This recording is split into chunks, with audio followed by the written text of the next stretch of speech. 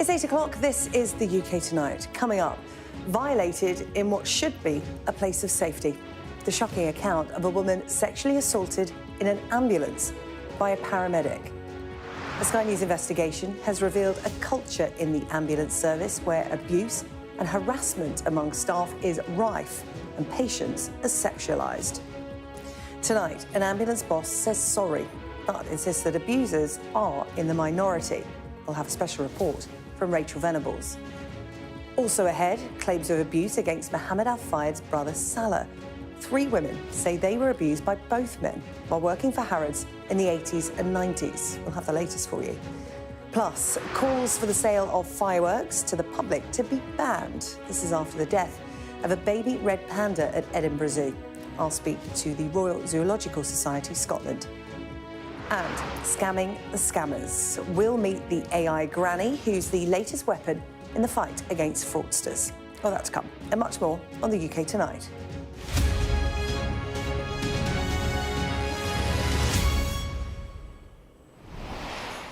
First tonight, a senior ambulance boss has told Sky News he wants to see more paramedics sacked for sexual harassment. This is after Sky News found rampant harassment and abuse in the service. In an exclusive interview, the head of the Welsh Ambulance Service apologised to victims while insisting abusers are in the minority. It comes as exclusive data shows 1 in 5 sexual misconduct complaints about paramedics last year were regarding harassment of patients and members of the public. A warning that this report from Sky's Rachel Venables contains descriptions of sexual assaults that some viewers may find distressing. Emergency ambulance is the patient breathing. They're the people we call for help when we need it most.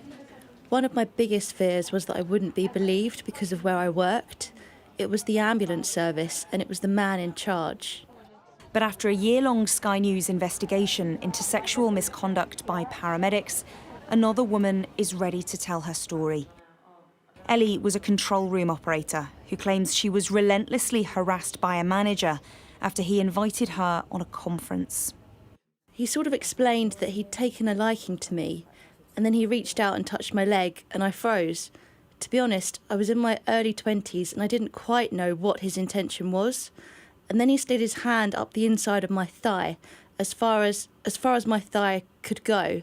So I scooched back in my chair and said, "What are you doing?" And he was like, "Well, if you come, we'll share a room and it will be worth it. Your career will progress."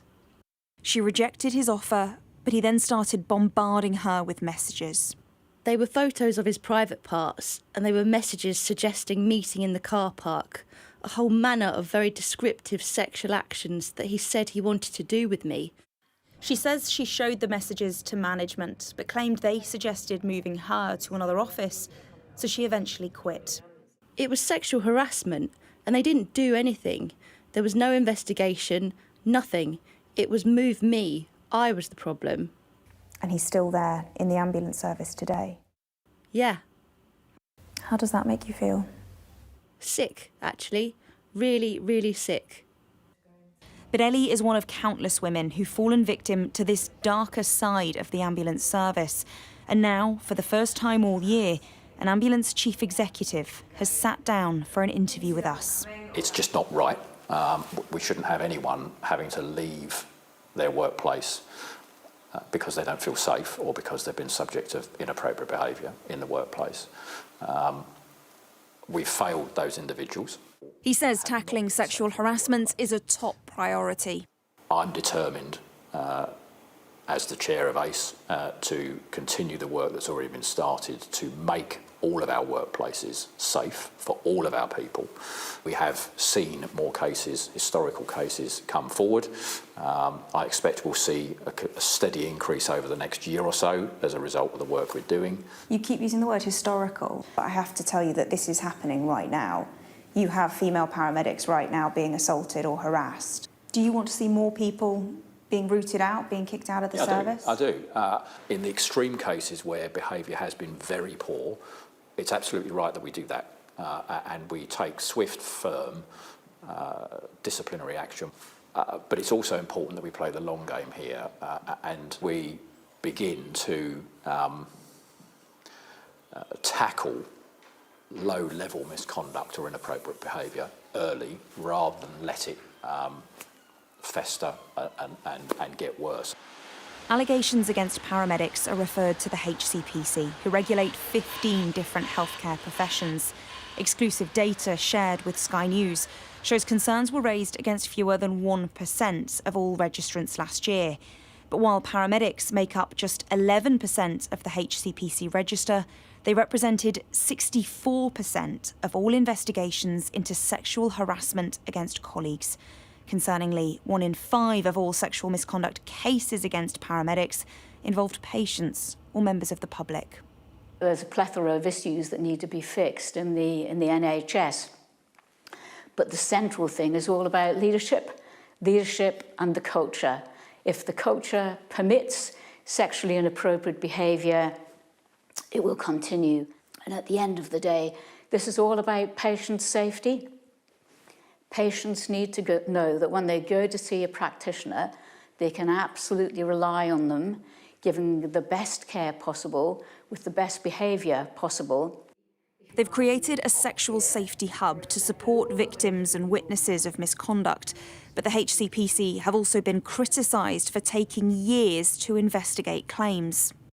Even when a concern does reach you guys, it can take up to an average of around 160 weeks to get it completed. Is that good enough as far as you're concerned? Absolutely not, because we want it to be as fast as possible, but it has to be fair. And I think it's important to realise that this isn't all down to the HCPC. There are ways in which we could operate more nimbly if we had some legislative reform. So I hope that we get it fairly soon for everyone's sake. This is the ambulance I was in. But for Lucy, her place of safety became a crime scene. I was strapped down, lying here. The paramedic was sat at the foot of the bed. And he sat there Yes. and sexually assaulted you? Yes. Her drink had been spiked on a night out, but the paramedic who took her to hospital was seen by his colleague assaulting her. He put my legs up, so my knees were up, and put his hand inside my groin area, possibly touching my vagina. I don't recall any of it because I was unresponsive. And how difficult was it to be told those kind of details? Awful. You feel so violated and so vulnerable. And it was just a shock to think someone in that position would do that, when you think they're there to look after you. The paramedic denied it and was found not guilty at trial, but the HCPC have a lower standard of proof than the criminal courts and found against him, striking him off as a serious threat to patient safety. A spokesperson for NHS England said any abuse or violence directed at NHS staff is totally unacceptable and will not be tolerated. And the NHS is committed to tackling unwanted, inappropriate or harmful sexual behaviour in the workplace. We've recently introduced new national guidance and training that will help staff recognise, report and act on sexual misconduct at work to stamp out this awful behaviour. These cases are very rare, but whistleblowers from multiple ambulance trusts tell us that comments sexualising patients, even jokes about assaulting them, are common. They'd say things like, "Oh, she had nice tits," or "those were silicone." I've heard colleagues say, "Well, you know, I had a good feel." They called it a totally unnecessary breast examination, or tube.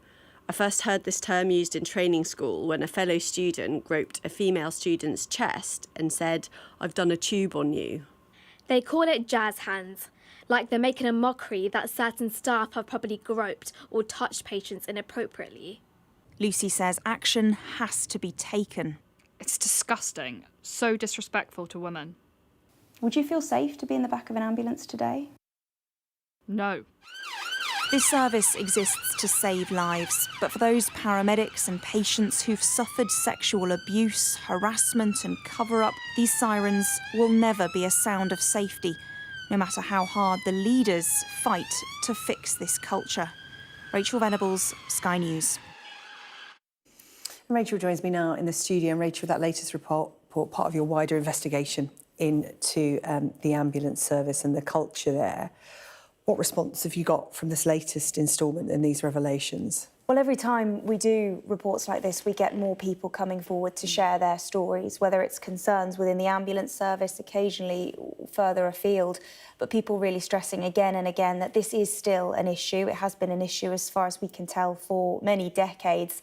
And it's something now, as you heard in that report from Jason Killens and Christine Elliott, I think the leadership are really now starting to understand and really determined to tackle. We also tend to see letters and emails go out to ambulance trusts as well every time we've done this story, reassuring them about the freedom to speak up guardians, about opportunities for whistleblowing, and a real determination as they see it to stamp out this behaviour. But at the same time, what we hear from victims, from paramedics, from ambulance workers across the field really is a deep-seated fear of what speaking up might do to their careers. They might be ostracised amongst their peers, and a real sense that perpetrators don't really get brought to justice, that perhaps they just get moved on internally. And I think that is something that the leadership is really going to have to tackle if they want to properly get to grips with this issue. Well, you mentioned the speaking up and speaking out and the National Guardian organisation. Earlier on, I spoke to Dr. Jane Chidley-Clark. She is a national guardian for freedom to speak up within NHS England. She's tasked with helping to lead this cultural change in the health service. I spoke to her earlier, and I started by asking her for her reaction to Rachel's report. I'm deeply distressed to read her report. I was actually interviewed by you back in May with a previous report into these serious issues in ambulance trusts, and I am horrified. I won't say I'm shocked, because this has been going on for some time, but I am absolutely horrified by what is happening, what has happened historically, but as we know, what continues to happen. No one should suffer sexual harassment or sexual abuse, during the course of their work, and they certainly shouldn't suffer detriment for speaking up. So my reaction is one of absolute sadness and absolute, we have to do more about this. A statistic that shocked me from Rachel's report is that 1 in 5 complaints about paramedics involves a patient or a member of the public. And if you're in an ambulance, you think the worst is over. You think you're now safe and you can be helped. And it's really frightening for people to hear that they might not be. And it was described as a rare occurrence, that abuse in the back of an ambulance. But I guess my question to you is, if there is still a culture where people are fearful of speaking out, how do we actually know? That is why it is so essential that organisations pay really serious attention to their culture, so that every member of that workforce does feel that they can speak up about important things. It is absolutely unacceptable that someone going in the back of an ambulance to receive care might worry that they won't be safe. It's absolutely unacceptable that a worker going to work feels they might not be safe, and it's why it's so important that these issues are addressed, and addressed now as a matter of urgency. There is national work going on that is then reflected in individual organisations. NHS England have produced a sexual safety charter, and I'm not saying that a charter will change things instantly, but the actions to embed that mean that organisations are being asked to focus on key areas that will support improving culture. And it's the attention that it's given. And I do believe that there is a big focus on this. I visited many of the ambulance trusts over this last year since we did our review, spoken with boards. I know it is very high on the agenda of all boards, but this work, sadly, isn't over. We're a long way to go from making sure that it absolutely does feel safe for workers, and then on those few instances, and it doesn't matter that it's a small proportion, there shouldn't be anybody that experiences that, whether they're a patient or whether they're a paramedic colleague. And Jane, we know that when there's a culture like the one that's being detailed in the paramedics, we talk about the instances of abuse that are rare, but Rachel highlighted you can call it everyday sexism, you can call it misogyny, call it what you want. It is an uncomfortable and unacceptable culture of speaking about women, speaking about a totally unnecessary breast examination, a tube, while they're having a coffee, talking about the work that they've done that day, talking about jazz hands when a paramedic is using their hands in an inappropriate way with a patient. That kind of stuff is woven into the fabric of society. It's not just a paramedic problem. And that's where it gets harder, isn't it? Because the people who take part in that don't actually think they're doing anything wrong. They just think it's funny. And that's what makes it difficult. How do you go about creating that kind of change? That is a much bigger societal problem. You recognise that. I recognise that. I recognise that as a woman myself over the years of working in the NHS and in other organisations. I think we go about by changing it by conversation. Yes, there needs to be the national initiatives, but actually it's also beholden on us to, if we see this happening, that we politely and constructively challenge it, and that we're not bystanders. If we see something like that and we don't do something about it, then we're basically condoning that behaviour. But it's hard and it takes bravery. Quite often it's good to do that with support of somebody else, so that you're not feeling alone and vulnerable in it. But if I allow within my circle of influence, not work-related here, but in societal, and allow that to go unchallenged. So I think it's beholden on all of us as a society to say enough is enough. This Me Too movement, we've been talking about it for a long time, and absolutely we have to keep chipping away at it, because until we do, we will continue to see examples of where people don't really see that this is a problem, and it is a huge problem. Jane, for anyone that's watching this now and is working within the health service, within the paramedics, and has experienced this or has seen something that isn't right, what's your advice to them tonight? If anyone listening to this today is a paramedic or anyone working within the NHS and is feeling concerned that something doesn't feel right, either actions towards a colleague or towards themselves, please seek support in speaking up in a safe way about that. It can be through your line manager. If it can't or it doesn't feel safe to that, remember there'll be a Freedom to Speak Up guardian that you can confidentially go to.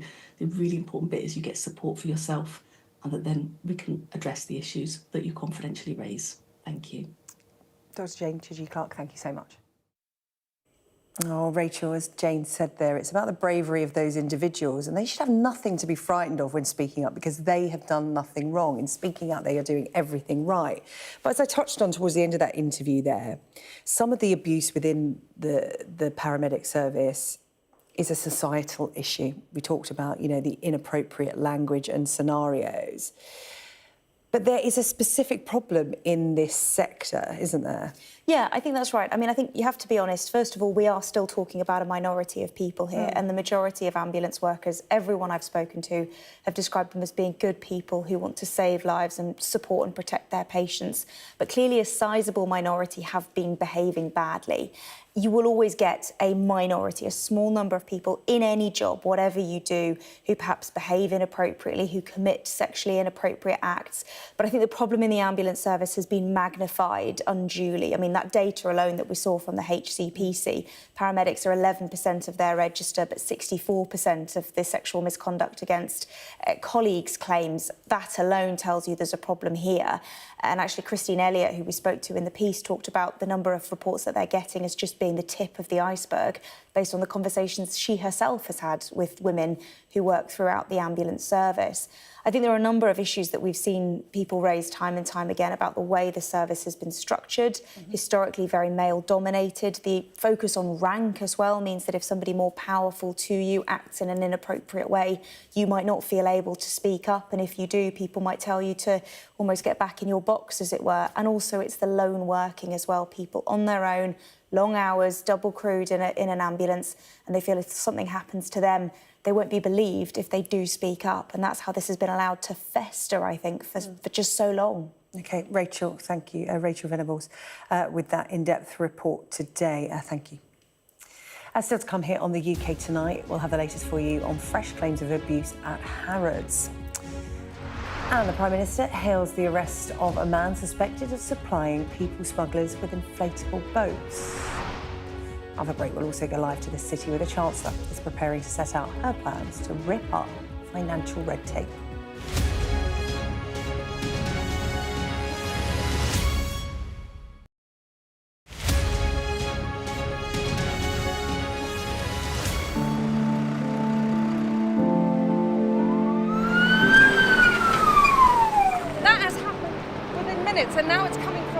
sides, and it's moving this way.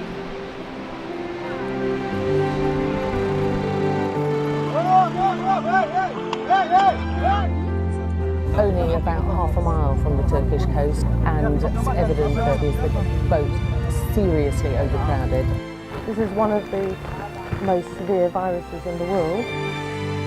I'm Alex Crawford and I'm Sky's special correspondent based in Istanbul. This is going to be the biggest party Tripoli has ever seen. That's it got us then. There's a lot of action going on, a lot of hits coming in still. We aim to be the best and the most trusted place in news. Clearly not had very much to eat at all, a lot of them extremely thin and very frail. Look at her arms, I can put my entire hand round. This is the cocktail of drugs which the doctors at this hospital have been giving their coronavirus patients. Made for people who want clarity in an uncertain world. Mother Nature can be vicious, absolutely savage. The world's largest falls now down to a trickle in places. I can't imagine how much plastic is lying at the bottom of this huge lake. Whoa! Close and personal with her, aren't they?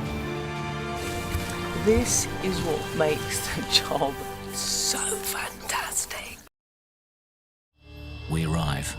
A secret hospital hidden in the Myanmar jungle, treating the victims of this bloody war. This is Myanmar today. Its military rulers don't want the world to see, but we have. I fight for my own future. I fight for my generation's future. This is an actual crime. They don't care for that. Myanmar army is only a couple of kilometers away. So this is a major humanitarian disaster.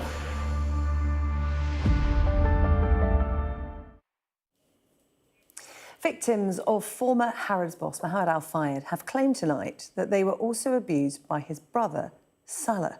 Our correspondent Ashna Hurnag is here with what details we have at this stage, because this only came out a matter of hours ago, Ashna. It involves 3 women and allegations about Al-Fayed and his brother. Well, a slew of allegations against Mohammed Al-Fayed have been made now for months. They included rape and sexual abuse spanning decades, really, from 2005 to as soon as 2023. He passed away last August. Now the lawyers that are representing the survivors of the alleged abuse they received and were put under by Mohammed have actually received further allegations relating to one of Al-Fayed's brothers, Salah Fayed. The barristers for Justice for Harrods Survivors Group say that they are grateful that another abuser has been unmasked, and we've been speaking to one of those barristers.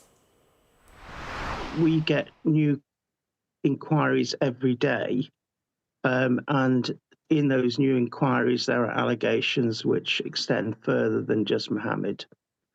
So it's evolving. I have no idea where it's going to end. We really didn't anticipate there being such a voluminous amount of inquiries from so many ladies. Bruce was telling me, or Mr. Drummond was telling me, that they'd spoken to now over 400 women that had come forward. Many of them were Harrods employees. Salah Fayed had purchased Harrods, the luxury store, alongside his brother in 1985. Since then, it's under new ownership. They have long said, since these claims came out about Mohammed Al-Fayed, that they were utterly appalled by them. In a fresh statement given to us by the luxury department store Harrods, they say that they are supporting the bravery of these women in coming forward. These new claims, they say, point to the breadth of abuse by Mohammed Fayed and also raise serious allegations against his brother, Salah Fayed. We encourage, they say, these survivors to come forward and make their claims to the Harrods scheme, where they can apply for compensation as well as support from a counselling perspective and through an independent survivor advocate. We also hope that they are looking at every appropriate avenue to them in their pursuit of justice, whether that be Harrods, the police, or the Fayed family and estate. These allegations, as you say, published by the BBC, they are allegations that Sky News has yet to verify. But as Harrods say, they support the bravery of these women coming forward. OK, Ashna, thank you. Ashna Hurnag with the latest on that developing story. Now, in the next hour, the Chancellor is going to set out some of the biggest reforms to financial regulations for decades. Rachel Reeves will use her first annual Mansion House address to announce major changes to the pension sector, as well as ripping up red tape, saying measures to eliminate risk since the 2008 economic crash have held back growth and investment. Our business and economics correspondent Paul Kelso is live from the city. That speech happening in around an hour's time. Paul, so some big announcements expected from the Chancellor by the sounds of it. Yeah, Rachel Reeves is the first woman to give the Mansion House speech as Chancellor of the Exchequer. She's the first woman in the 800-year history of the post. The dinner here is a fixture of the city calendar. It's hosted by the Lord Mayor of London. There have been nearly 700 of them and only 2 have been women. So Rachel Reeves is breaking ground tonight. She does that every day, of course, as the first female Chancellor. What she's more interested in talking about than that, though, is the growth agenda to try and offset the disquiet there'll be in that room, nearly 400 financiers and business representatives who feel the budget was a bit of a hammering, that £25 billion tax load that's been largely put onto business. She's going to try and talk about the growth agenda. She wants to liberate pension funds, get the public sector pension pots currently across local government, 80 odd of them. She wants 8 mega funds that can invest in British infrastructure in the way that currently Australian and Canadian pension funds do, because they're consolidated into these big funds. She also wants to roll back some of the regulation that we're not back in 2007, 2008, of course, the financial crisis. All the direction of travel was about tightening up regulation to prevent the people, some of whom will be in that room, who drove the economy over a cliff. She wants to loosen it up so that it's less about being risk averse and more about encouraging growth, the growth she needs to deliver on this government's programme. I think perhaps more significant, and the thing we might be talking about, certainly in the short term, will be Andrew Bailey, the Governor of the Bank of England's speech. He speaks too, and he's delivering some home truths about the economy. Stuff Rachel Reeves will be happy to hear him say, that the inheritance is not good, that growth potential has not been where it should be, and the economy has been underperforming. But on Brexit, he's going to say that Brexit has been weighing on the British economy and that the government should take any opportunity to get closer to the EU. And for the Governor of the Bank of England, who has largely avoided that politically toxic subject, to be so plain, he's not saying he's got a view on remain or leave, but now is the time to improve relations, to improve Britain's economic position. I think that is something we'll be talking about beyond this evening. Paul, thank you. Now, regular viewers of the UK Tonight will know that the price of baby formula has surged in the past few years, and parents are resorting to desperate measures to feed their children, including diluting formula and buying open packets of it on Facebook Marketplace. Well, now, the government has pledged to do more to help those families. Let's bring in our national correspondent, Tom Parmenter, who's been reporting on this issue since May of last year and joins me now. Tom, some words from the government today, and this was prompted by concerns that were made public by the industry watchdog just last week. Yeah, it's the fact that change is coming for families up and down the UK. And if we think back 18 months or so to that original investigation that we did here on Sky News, within hours that was being discussed in Parliament. And here we are nearly 18 months on. Again, it was the subject of a lengthy debate in Parliament yesterday evening, where those familiar themes emerged of desperate parents, of those families who feel their only option to afford baby formula is to go out and steal it. Heartbreaking testimonies, and something that we've looked at and explored in great detail. But ultimately, this is still not fixed. Last Friday, the Competition and Markets Authority laid out their concerns. They said this market needs to be shaken up.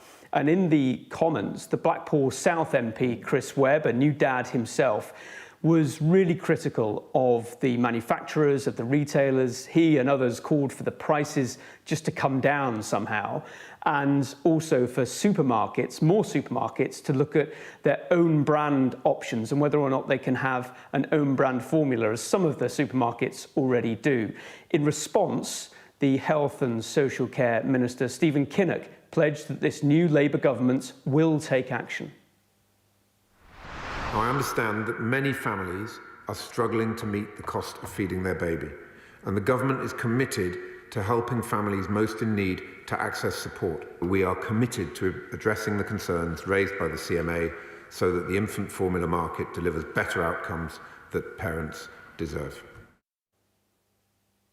This is a problem that all 4 governments of the United Kingdom will be looking at when the CMA gives their final report in February of next year. And they've already proposed some quite radical ideas in this market. The idea of a price cap could be one option. The idea of perhaps something like a nationalised brand of baby formula milk backed by the government. And there were MPs such as Chris Webb, the Blackpool MP, last night calling for that and saying, look, we've got to implement this kind of measure. So there is progress in this field, and that will, of course, be welcome news to parents who have been in this struggle, are still in this struggle right now. But none of this happens quickly enough for anyone who's been through that intense emotional struggle because they can't afford to feed their baby. Tom, thank you. Tom Parmenter there. So to come on the UK tonight, Edinburgh Zoo calls for a ban on the sale of fireworks to members of the public. This follows the death of a baby red panda on bonfire night.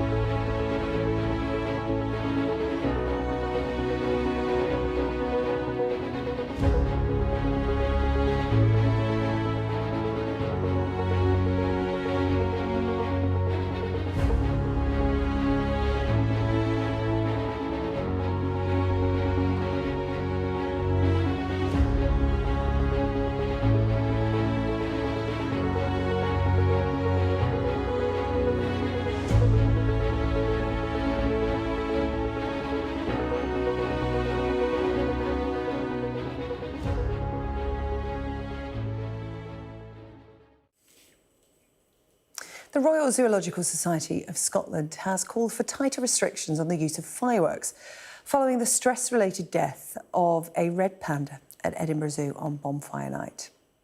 Veterinary experts think that it is likely 3-month-old Roxy died because of the stress caused by the noise of fireworks being let off in the city. New restrictions did come into force in parts of Edinburgh at the start of November, but crucially, not in the area around the zoo. Well, joining me now to discuss this is Ben Supple, Deputy Chief Executive of the Royal Zoological Society Scotland, which owns Edinburgh Zoo. Ben, first of all, condolences to you. I've just been looking at the outpouring on social media from members of the public who have heard this story. A 3-month-old Roxy who died, who lost her mother Ginger, and not too long before. And it's also thought that that could have been related to fireworks. Talk to me about the kind of physical and psychological stress fireworks can put on animals.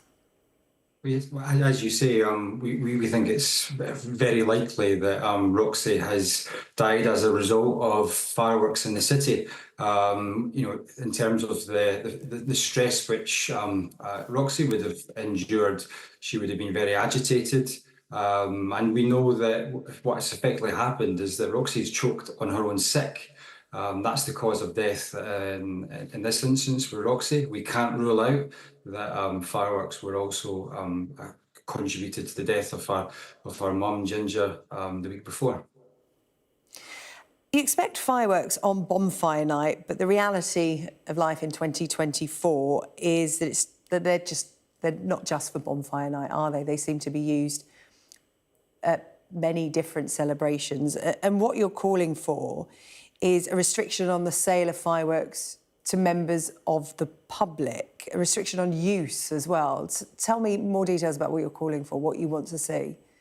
We're joining animal welfare charities who've long been calling for tighter restrictions on the sale and use of fireworks. Fireworks can legally be up to 120 decibels, which we know within zoos, pet owners up and down the country know, livestock farmers, horse owners know that 120 decibels is incredibly loud, and it's really, really difficult to protect animals from that disturbance. Silent fireworks are often put forward as an option, but even silent fireworks, they're not actually silent. They still have a decibel range of up to, say, 90 decibels, which the concern there for animal welfare is they emit low frequency noises, which can really disturb animals. What we're calling for government to do is to bring about a ban on the sale of fireworks to members of the public. Now, this debate's been going on for decades. What has changed in the meantime is technology. And these days, we're very used to, we see more and more light displays using drone technology, for example. In this day and age, there's just simply no reason to have fireworks as we know them, given the huge distress it causes to animals. When you say it's difficult to protect animals from fireworks, I mean, as a dog owner myself, you do what you can at home. You turn up the TV, you make sure you're with them to soothe them. But, on a farm or in a zoo, what can you actually do to protect them? Well, it's similar measures in many ways. I mean, every year fireworks comes around, the season comes around, and it causes a great deal of concern to us at the zoo. So, for example, our species such as our giraffes, our chimpanzees, our horses and our big cats, we'll also put them inside for the night. And as you say, it's not just one night of the year.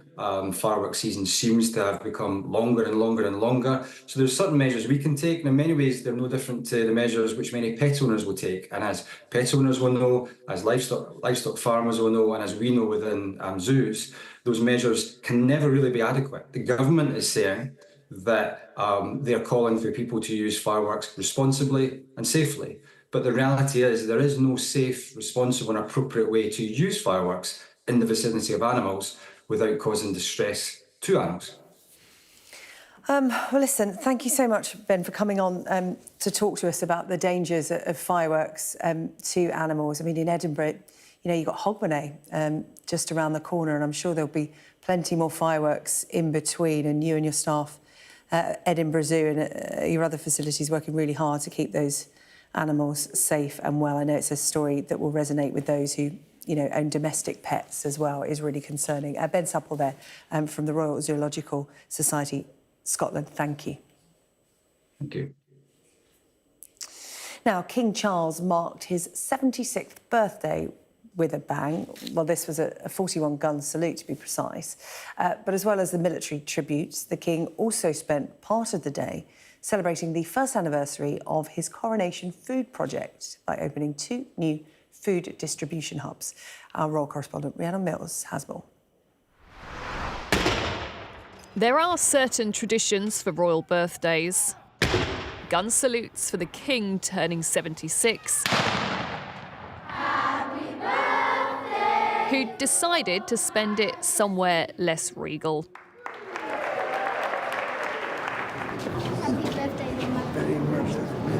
On this industrial estate in Deptford, they were determined to mark his big day, as he wanted to celebrate the Coronation Food Project that he launched on his birthday last year. This, hopefully, the first of 15 food hubs, including giant freezers to store more leftover food and make sure it gets to those who need it. What time do you all have left? So far, the project has saved enough food to make 2.2 million meals. Martina Milburn has worked with the King for around 20 years. So this project actually started a couple of years ago when he was very concerned about the cost of living crisis, and he bought 800 fridges and freezers that went to food banks and food charities all around the country, and then you get the inevitable "can I do more?" and this is like the next stage. So goodness knows what he's got in mind for the stage after this. Certainly his ongoing cancer treatment isn't stopping him. You get the impression that it's things like this that have really kept him going, and that's interesting at a time when other members of the family have also been talking a lot about how important their own passion projects are to them. Whether it's homelessness for his son Prince William or domestic violence for Queen Camilla, it feels like a time when they're all wanting to show they care. The King even using his birthday to do something for others. Rhiannon Mills, Sky News in South London. Coming up on the UK Tonight, find out how phone companies are taking on the scammers with the help of a grandma who is not what she seems. And in the sport, the USA looks set to be paid to play in the Ryder Cup. But Rory McIlroy disagrees. More on that next.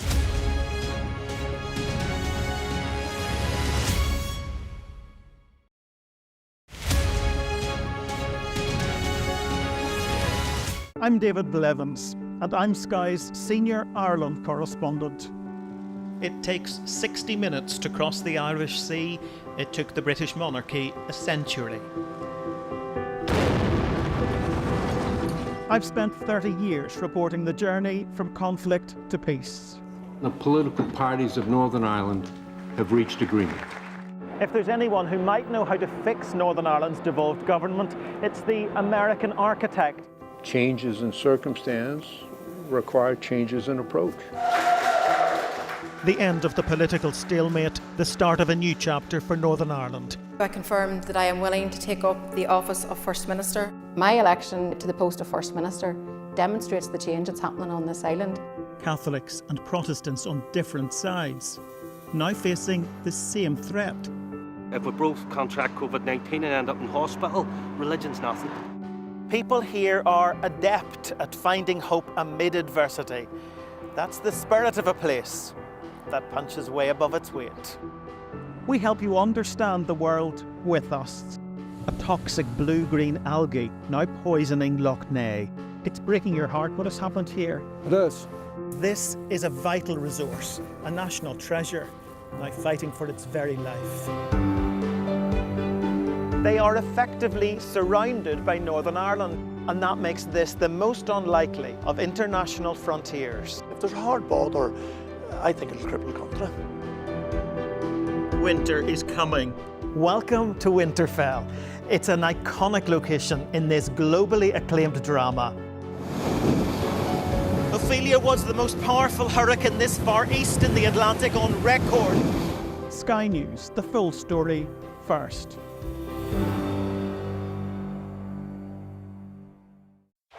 All right. gives you the very best of Sky News wherever you are. Breaking news, videos and analysis. Evidence of the crisis. Podcasts, watching us live. I'm live in Jerusalem. Wherever you get your podcast. All in one place and all at just the touch of a screen. The Sky News app. Get the full story first.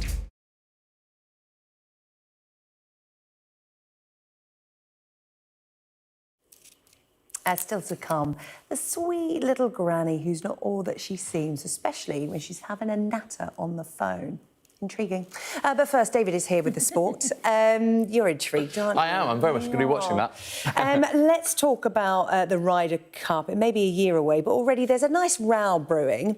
Yes. And it's over money. Some players want to be paid. Yeah, the thing is that I think the best way to sum up the Ryder Cup, it's the greatest grudge match in sport, right? And in all of sport, I think, you know, America against Europe, you know, playing every 2 years for the Ryder Cup. So you don't really need to spice it up anymore. But now we've got this row over pay. And it's because of reports that have emerged in the Daily Telegraph that a deal has been struck with the PGA of America. So they, the American Ryder Cup team represents that PGA Tour. And, of course, the European team represents the DP World Tour, the European Tour. And it would lead to each player in Keegan Bradley's side being split a pot of $4.8 million. So that works out as $400,000 each, or £350,000 each. Not bad work if you can get it for Friday, Saturday and Sunday. And you're not necessarily going to be playing every single match. So, it does sound like an awful lot of money, doesn't it? Then what would happen to Team Europe? Could they turn around and go, hang on a minute, or are they just in it for the prestige? Well, this is it, right? And this is the argument. When you've got an event like the Ryder Cup, which is so, you know, it's steeped in history. And we've had so many memorable moments over the years. You know, Miracle of Medina 2012, going way back. And it's never been about the money. And this is what Rory McIlroy said. In fact, he said he would pay to play. I personally would pay for the privilege to play on the Ryder Cup. The two purest forms of competition in our game right now are the Ryder Cup and the Olympics. It's partly because of that, the purity of no money being involved. So right now, it's still subject to board approval. The Americans like to get 400 grand each, and Europe playing for just the privilege and the pride. So. Does he love it so much you pay the Americans to play? Is there a chance that they're saying we won't play it anymore? I don't think Rory's ever going to pay anything. Pay the Americans to turn up the Ryder Cup. He lives, breathes Ryder Cup. Yeah. But yeah, it's an interesting little sort of subtext. Beth Page is, you know, it's next year and it's already sold out. It's going to be a huge event. And of course, Europe trying to win back the Ryder Cup. So we'll see how that story develops over the coming months. Yeah, plenty more to discuss. In fact, Rory in action in the DP World Tour finale. This Sky News Sports Bulletin is brought to you by Vitality. Getting more people more active. Live life with Vitality. Firstly, how do you reflect on the decision that England made to retire you effectively earlier on this year? Yeah, obviously I've made peace with it now. A lot of time's passed, but it was tough at the time. You know, I was coming into that summer thinking I still had a lot to give, a lot to offer the team. I still felt I was fit and playing well. So when it did come as quite a shock at first, but yeah, I feel like I'm the sort of person that probably would have kept playing until I was 50 if I possibly could. So if they obviously want to look ahead to the future, which I'm obviously fine with, and it was nice that they wanted to keep me around the team as well, and I've enjoyed being part of the setup in a slightly different role. And you asked if you could play one final test at Old Trafford. Is there a disappointment that you weren't able to do that? No, not really. I think, again, a lot of time's passed since that my last test match, so I was delighted that I got to play at Lord's. I don't think a lot of people get that opportunity sometimes to go out like that and have that one last moment, and to have the crowd and you know the team around me and my family there as well. I think it was just a great week and a great way to go. This Sky News Sports Bulletin is brought to you by Vitality. Now, we've all had phone calls from scammers pretending to be your bank or making you an offer that's just too good to be true. Well, now, one phone company is fighting back by launching a new AI granny to frustrate the fraudsters. Meet Daisy. She is the sweet little granny who's actually a piece of scam baiting software. So W's then a dot? 3 times W and then dot. I think your profession is bothering people, right? I'm just trying to have a little chat. It's nearly been an hour! For the love of... Gosh, how time flies. Stop calling me dear, you stupid... Got it, dear. Because while they're busy talking to me, they can't be scamming you. And let's face it, dear, I've got all the time in the world. Daisy scamming the scammers. Well, let's speak now to virtual vigilante and so-called scam baiter Jim Browning, who was involved in training the AI Daisy. Jim, thank you for joining us here on the UK Tonight. Tell me how this works, because it really is turning the table on the scammers. It really is. Well, I think most people have heard of AI, and that's exactly what Daisy is. And specifically, Daisy has been trained based on real scam phone calls. So what we're aiming to do is try and get Daisy to answer as many calls as possible, because obviously whenever she's on the phone with a scammer, your parents, your grandparents, your relatives are not being scammed. And the reason why I'm involved is I'm a YouTuber who has had years of experience in trying to record scammers. So we're using those recordings to try and train up Daisy to be even more effective than you've just heard. Yeah. You try and beat them at their own game. I mean, anyone who's watched your YouTube videos, you use some of the technology and techniques that scammers use to learn about them, not just to frustrate them, but also to report them to police. Talk to me about the scale of scamming at the moment, because it does feel that every day you get an email that seems slightly dodgy and you might check the email address and it's full of numbers and digits and weirdness. It doesn't look right. Or you might get a text and you just have to double check and think, actually, who might that be from? It's an everyday occurrence. Just what is the scale of the problem at the moment in the UK? Well, I've got a fairly unique insight into that because I attract scammers deliberately so that I can reverse the scam and I can actually watch what they're doing. That's what my YouTube channel is all about. Yeah. And the scale is staggering. Just for example, today, I've had alone 5 different phone calls from scammers. Yesterday, I had a couple of SMSs.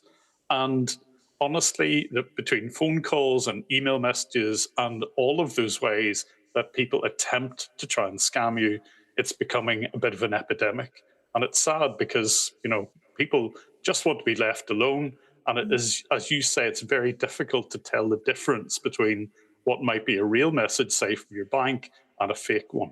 Yeah, you really have to be looking out for the signs, don't you? And the AI Daisy character plays up to the stereotype of a granny at home on her own, vulnerable to fraudsters.